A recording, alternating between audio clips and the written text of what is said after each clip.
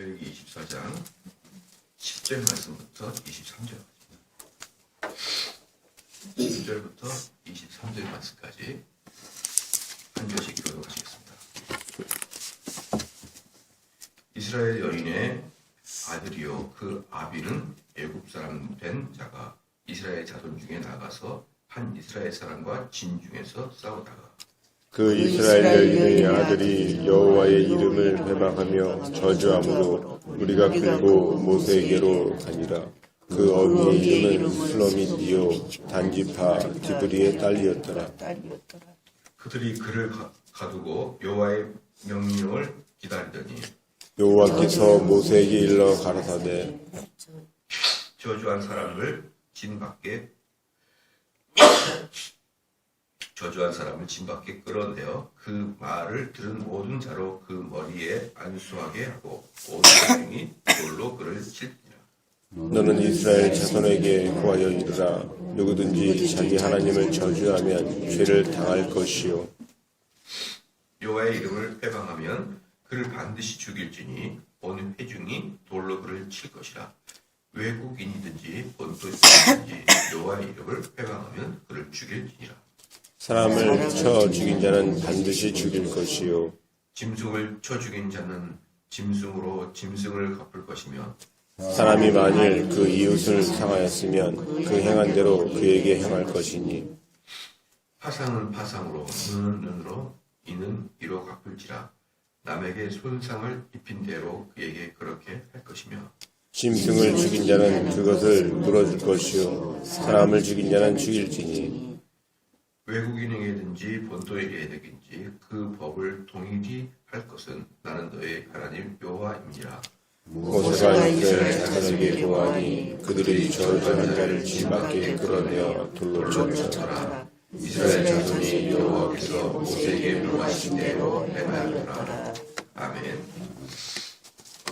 오늘 이제 24장을 할 것인데 24장 그 앞부분은 뭐 우리가 그동안 배웠던 내용이라 여러분 한번 읽어보면은 알 것입니다. 등잔 때 나오고 5절부터 9절까지는 전설병, 진설병에 대해서 나오고 그래서 여러분들이 읽어보면 그 다음에 이제 7절부터는 기념물에 대해서 나옵니다. 너는 또 정결한 유향을 그 맨줄 위에 두어 기념물로 여호와께 화제를 삼는 것이며 이렇게 나와있기 때문에 조금 이제 독특한 게 이제 10절부터인데요. 10절부터 이제 23절까지인데 특별히 이제 이걸 신성모독죄에 대해서 나왔어요. 10절부터는 신성모독죄. 그래서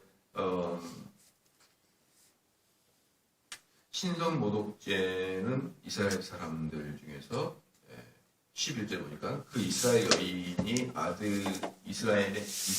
아들이 여호와의 이름을 회방하며 저주함으로 무리가 끌고 모세에게로 가니라. 그 어미의 이름은 슬로미시요 단지파 디브리의 딸이었더라. 그들이 그를 가두고 여호와의 명령을 기다리니 여호와께서 모세에게 이르러 가라사대 저주한 사람을 진 밖에 끌어내어 그 말을 들은 모든 자로 그 머리에 안수하게 하고. 왜 그러냐 그러면 하나님의 이름을 회방하는 자를 당연히 말하는 사람은 죄를 짓지만 그걸 들은 사람도 죄를 지었다라고 보는 거예요. 그래서 그 사람에게 말하는 사람에게 다시 안수를 하는 거지. 다시. 그래서 나에게 온 죄를 다시 그 사람에게 다 전가시켜서 그 다음에 온 회중은 그를 돌로 쳐 죽였습니다. 돌로 쳐 죽였어요. 지금도 뭐 이슬람 애들은 돌로 쳐 죽이잖아요. 지금도. 그래서 15절에 너는 이스라엘 자손에게 고하여 이르라. 누구든지 자기 하나님을 저주하면 죄를 당할 것이요 여호와의 이름을 회방하면 그를 반드시 죽일지니 온 회중이 돌로 그를 칠 것이라. 외국이든지 본토이든지 여호와의 이름을 회방하면 그를 죽일지니라. 그래서 이스라엘 사람들에게는 신성 모독죄가 엄청나게 큰 죄입니다. 엄청나게 큰 죄. 우리 예수님도 신성 모독죄를 졌다는 그런 평가를 이제 이스라엘 사람들이 한 거예요. 유대인들이. 왜냐하면 자기는 하나님의 아들이다. 이렇게 하고 다니니까. 그래서 예수님을 죽이려고 하는 첫 번째의 마음이 바로 신성모독죄라는 것이었다. 그 다음에 스데반 같은 경우는 이제 신성모독죄를 죽었기 때문에 스데반은 돌로 쳐 죽임을 당합니다. 그렇죠? 예수님은 왜 돌로 쳐 죽임을 당하지 않았냐면은 로마 법정에서 결정이 됐기 때문에 돌로 쳐 죽이지 않았지만 스데반 같은 경우는 유대인들이 죽였기 때문에 돌로 쳐 죽이는 것이죠. 그래서 신성모독죄라고 하는 것입니다. 그 다음에 이제 그 정도만 알면 될 것 같고요. 20절부터는 이제 우리가 잘 알고 있는 눈에는 눈, 이에는 이 나와요. 파상은 파상으로, 눈은 눈으로, 이는 이로 갚을지니라 남에게 손상을 입힌 대로 그에게 그렇게 할지며. 이제 여기서 눈은 눈으로 하는 것은 두 가지의 깊은 뜻이 있습니다. 하나님께서 이 사람들을 너무 잔인한 거 아니냐라고 이제 눈은 눈이라니 내 눈이 뽑히면 상대 눈을 뽑으라니 이거 너무 잔인한 거 아니냐. 두 가지예요.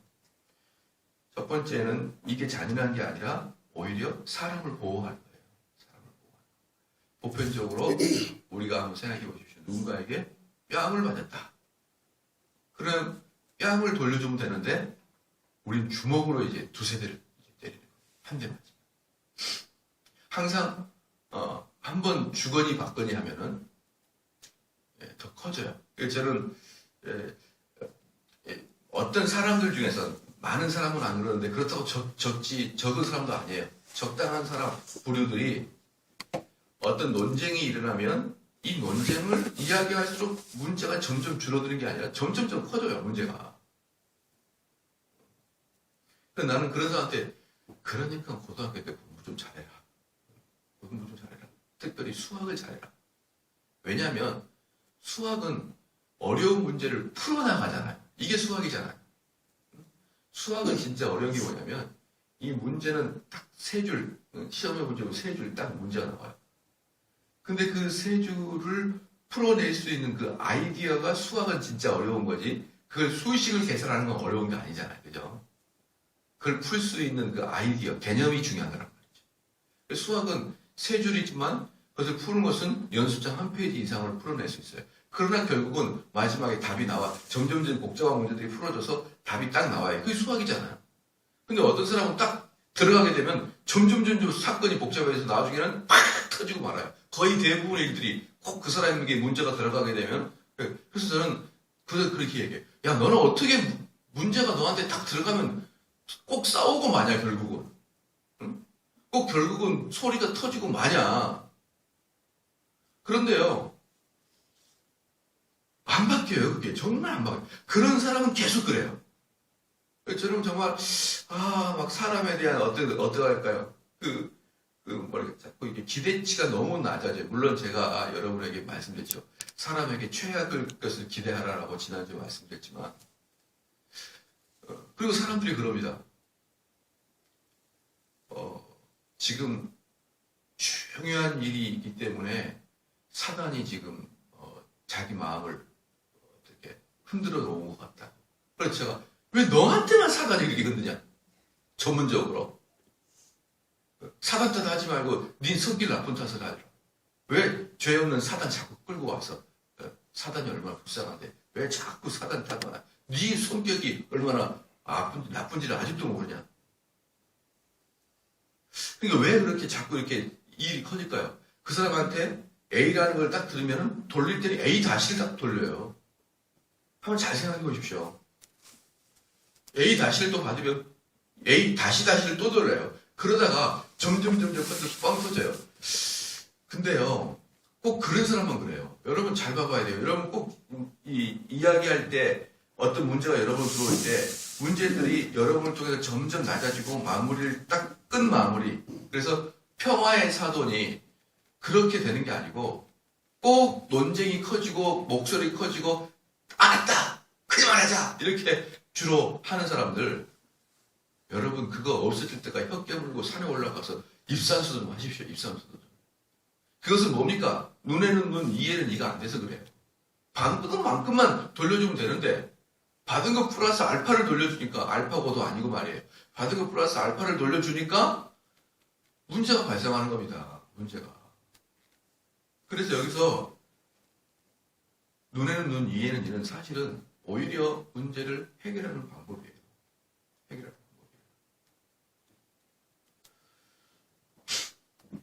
방법이에요.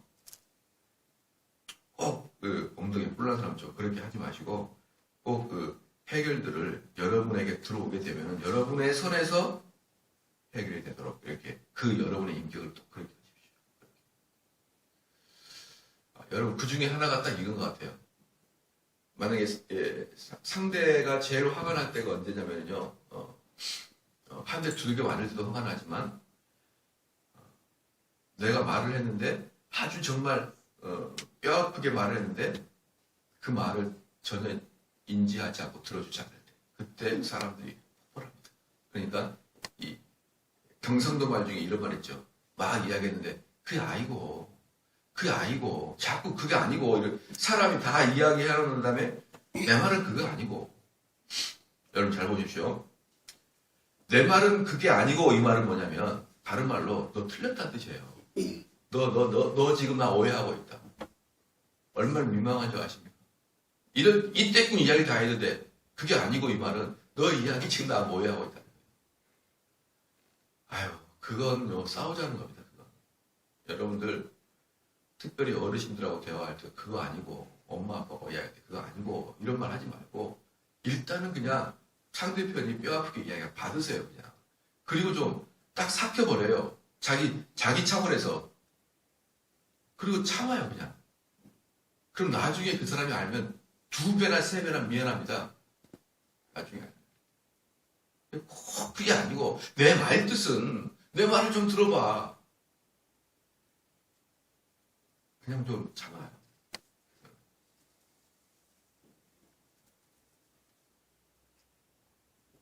그래야 문제가 해결됩니다. 여러분 문제가 해결 안 되는 사람들은 한번 잘 자기들 언어에 그걸 한번 생각을 해보세요.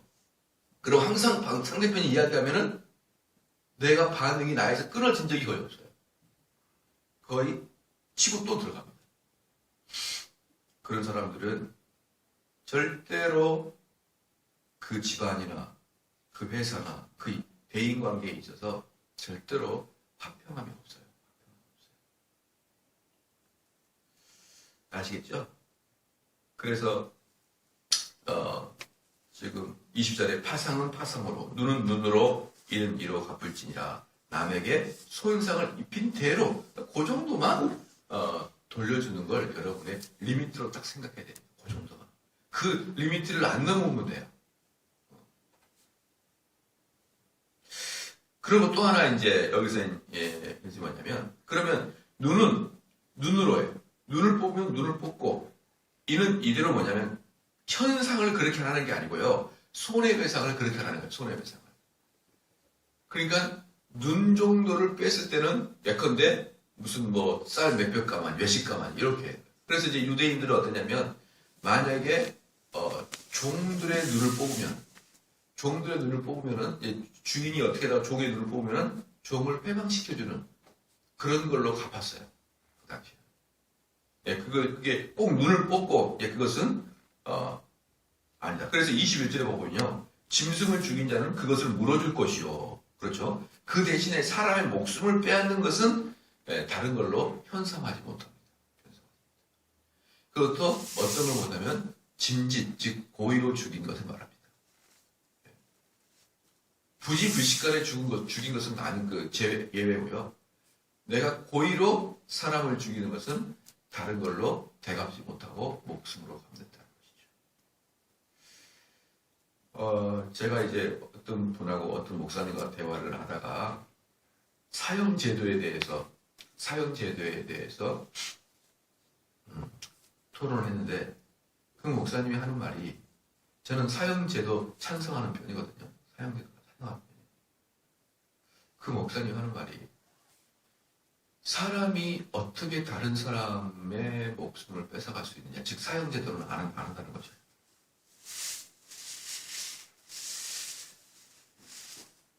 저는 알았다. 뭐 방금 제가 말한 것처럼 저는 그런 것에서 뭐 논쟁을 하고 싶지는 않아요. 예. 그럴 수도 있다고 생각하는데 만약에 여러분들이 한번 입장을 바꾸는 생각해 보십시오. 여러분 자녀가 처참하게 누군가에게 죽었어요. 만약에 딸인데 성폭행을 당하고 죽임을 당했어요.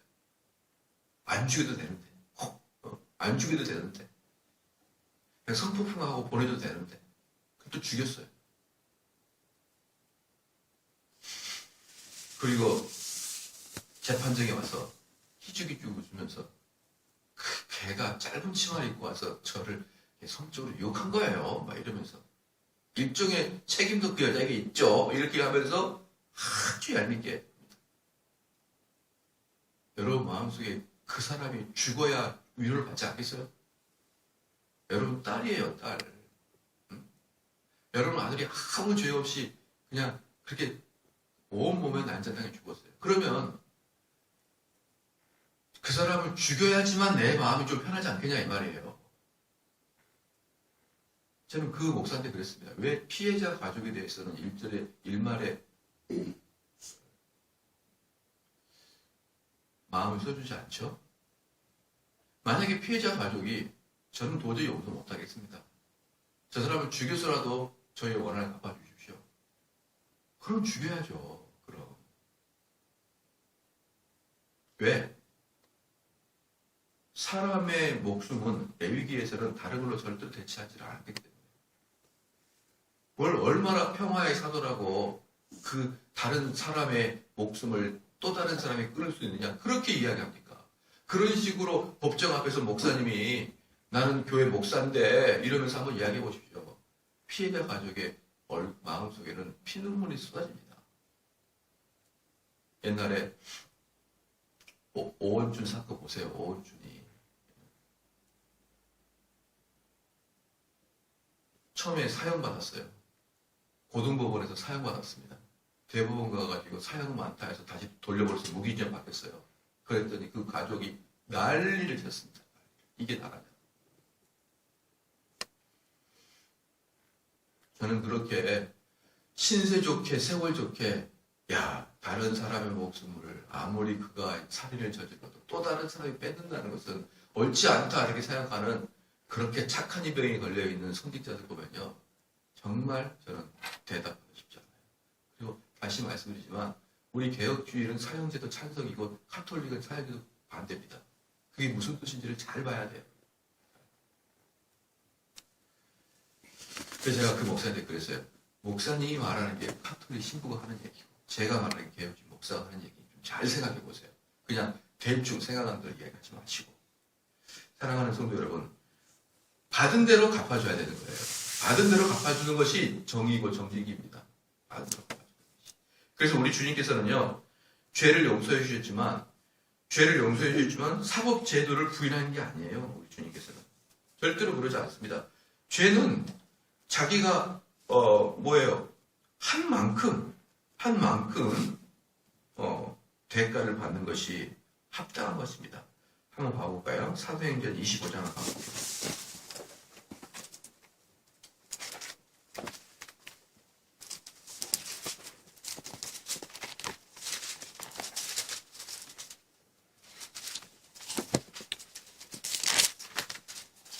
사도행전 25장 11절 말씀입니다.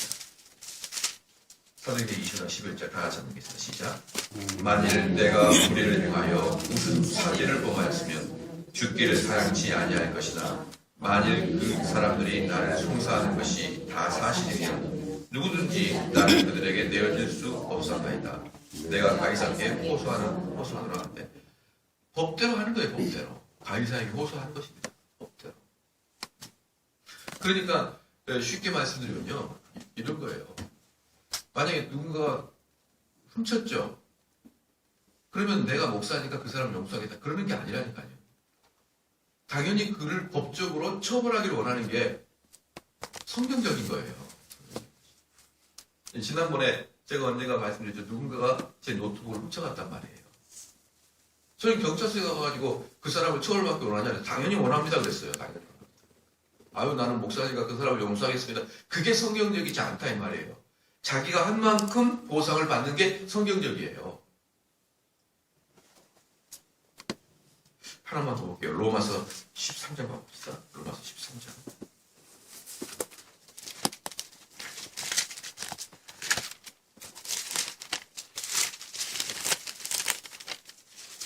로마서 13장 4절 말씀. 13장 4절 다 읽겠습니다. 시작. 그는 하나님의 사자가 되어 내게 선을 이루는 자니라. 그러나 내게 악을 행하거든 두려워하라. 그가 공문이 칼을 가지지 아니하였으니 곧 하나님의 사자가 되어 악을 행하는 자에게 진노하심을 위하여 보응하는 자니라. 악을 행하면 당연히 진노를 받아야죠. 당연한 겁니다. 이거. 그래서 저는 형법적으로 범법자를 대해서는 저는 그 사람을 신고 안 하고 그럴 일은 없을 거예요. 저는 분명히 형법적으로 범법한 자는 신고할 겁니다. 왜냐하면 그가 저지른 것에 대해서 그가 합당한 벌을 받는 것은 당연한 것입니다. 그래서 우리는 그냥 유아적인 사고로 어린이적인 사고로 교회는 그들을 용서해 줘야 하지 않을까요? 그래도 그들을 불쌍히 여겨야 되지 않을까요? 그런 말을 하지를 마십시오. 그것이 그들의 영혼에 더 해악을 끼칠 수가 있거든요. 교회만 전문적으로 터는 애들이 있어요. 그래서 제 노트북 가정 안에도 교회만 틀어서 13범입니다. 13범. 그때 노트북에 가서 보니까 조사해보니까 13범이에요. 어떻게 잡았냐 그러면 용산에서 노트북을 판매하다가 걸렸는데 모든 노트북을 중고 노트북을 살 때는 항상 그 신분증을 복사해서 제출해야 노트북을 중고 노트북을 사요. 그러면 용산에서는 그 노트북을 삽니다. 그럼 용산에서는 그 사람들이 이런 장사 한두 번 해본 게 아니니까 이게 작물인지 가짜인지를 다 알 수가 있는 거예요. 딱 보면은 사람들의 언행을 딱 보면은 이게 작물인지 아닌지 알아요. 근데 그 작물을 사도 어떻게 되는 겁니까? 같이 걸려가는 거예요. 같이. 그런데 그런 일들이 비일비재 하지 않았습니까? 네, 용산에서는. 그럼 어떻게 되면은 걸리진 않느냐? 일단 사요. 산 다음에 팔어. 그걸 다른 사람한테. 그리고 경찰서에 좀 수상한 걸 제가 하나 갔다 왔는데 이게 좀 수상해서 경찰서한테 신고합니다. 그러면 되는 거예요. 그 법의 맹점이에요. 일단 팔아버린 다음에 수상해서 제가 경찰서에 신고합니다. 그렇게 해서 신고하면은 그 용산 사업자는 아무런 해를 끼치지 않아요. 사실은 그렇게 해야 범인을 잡을 수 있을 것 같아요. 그죠? 그렇게 해서 잡은 거예요. 그러니까 복사가 돼 있는 거지, 신분증이. 그래서 이제 용산 그 주인이 쭉 보니까 노트북에 설교 있고 막 이러니까 이거 분명히 작물이다 싶어가지고 이제 경찰서 연락해가지고 저한테 연락. 노트북 지적분 제 이름이 있어가지고 그래서 이제 쳐다보니까 13범인 것이죠. 13범. 교회와 13범. 전문 교회 털이고. 그런데 물어보니까 어떻게 하냐 그러면 이 방법이 간단합니다. 일단 교회를 들어와요. 사람이 없으면 물건 집어 갑니다. 있으면은 목사님한테 기도받으러 왔습니다. 그러는 거예요. 기도받으러 왔습니다. 또는 상담 왔습니다. 아니 교회에 사람이 들어와서 어슬렁어슬렁 하다가 상담하러 왔습니다. 그런데 목사님이 도둑놈이지 알 수가 없잖아요. 그렇게 해서 아주 전문적으로 교회만 터는 거예요. 전문적으로. 아마 13번 걸린 것은요. 제가 봤을 때 130번 넘게 아마 교회를 털어댔을 거예요. 그리고 또 하나 교회에서 목사님들이 자주 용서해줘요. 형제님 그럴 수 있습니다. 왜? 우린 장발장 컴플렉스가 있으니까. 그럴 수 있습니다. 얼마나 배고팠으면 노트북을 가져갑니까? 오히려 돈도 주면서 가서 푹밥이나 사 먹으세요. 그러니까 결국은 절대로 교회를 벗어날 수가 없는 거예요. 사랑하는 성도 여러분, 우리는 내 마음을 항상 가져야 됩니다. 제 마음을 어떻게 가져야 되냐? 내가 한 만큼 가져가겠다라는 마음을 가져야 돼요. 그래서 우리 하나님의 법도 중에 뭡니까? 심는 대로 거두는 게 하나님의 법도예요. 선을 심으면 선한 열매를 맺을 것이요. 악을 지면 악을 내야 돼. 그래서 제가 우리 자녀한테도 그래요. 얘들아, 너가 화를 내는 만큼, 너가 악을 저지를 만큼 아빠한테 두들겨 맞을 것을 각오하고 해라. 너가 아빠와 약속을 지키지 않을 만큼 너가 손해볼 걸 각오하고 해라. 그리고 너가 하고 있는 것은 모든 건 네가 자윤이라. 왜? 아빠 엄마가 너를 감독 관리할 수가 없으니까. 그러나 결과물은 아빠는 너를 물을 것이다. 물을 것이다. 이게 성도의 마음. 그리고 저도 마찬가지예요. 저도 내가 저지를 만큼 대가를 받을 걸 각오하고 저지르고, 내가 그 결과물을 얻을 만큼 열심히 노력해서 결과를 얻어내야 되는 것이. 그게 정의입니다. 그래서 정의롭지 않은 사회는 뭐냐? 내가 노력해도 그 결과물이 오지 않는 게 정의롭지 않은 사회예요. 그렇게 노력했는데 아무 결과가 없을 때 그게 정의롭지 않죠. 반대로 내가 악을 행해도 벌을 받지 않는 게 정의롭지 않은 사회. 똑같은 거예요. 용서를 구하고 그러지 마십시오. 용서하심은 하나님만이 하시는 거예요. 그러니까 아유, 교회에서 이런 건 용서해 주지 않습니까? 사랑을 베풀어 주지 않습니까? 이것은 여러분이 절대로 하나님 법도를 몰라서 그런 것입니다. 하나님의 법도는 사실은 근본적으로 이해는 이, 눈에는 눈입니다. 그래서 여러분이 남에게 손해를 끼쳤으면 그 손해를 끼친 만큼 대가를 지불해야 되는 것이고요. 그렇죠? 다른 사람이 나에게 손해를 끼쳤으면 나는 그것만큼 그 사람에게 되돌려주는 것이 상식이고 성경적 가치가 아니에요. 그걸 꼭 기억하시기를 주의 축원합니다. 아멘.